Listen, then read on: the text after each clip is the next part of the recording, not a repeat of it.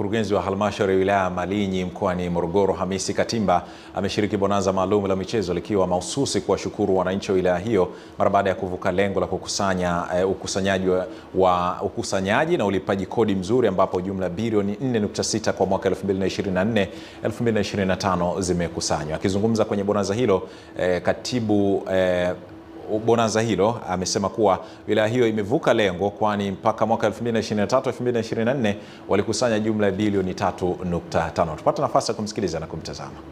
Mchezo na katibu tawala wa wilaya na ndugu zangu wote, leo tumeshirikiana hapa, tupo hapa kwa jukumu moja tu la bonanza letu. Kama mnavyoona, bonanza letu la kumaliza mwaka wa fedha. Mwaka wa fedha unaitwaje? Shina ngapi? Shina ngapi? Shina ngapi? Shina ngapi? Leo tarehe ngapi? Tarehe 29. Tuna siku moja tu ya kesho. Kwa hiyo tu kama halmashauri au kama wilaya tumefanya kazi nzuri sana. Kuna mafanikio makubwa tumeyapata katika utendaji wetu wa shughuli za serikali kwa mwaka huu wa fedha 24-25 ambao tunamaliza kesho. Tulikuwa na malengo mengi na makubwa na mazuri tuliyofanya kwa mwaka huu. Dhumuni kubwa la kufanya bonanza hili la michezo siku ya leo ni kuhamasishana wananchi kujitokeza kushiriki uchaguzi mkuu.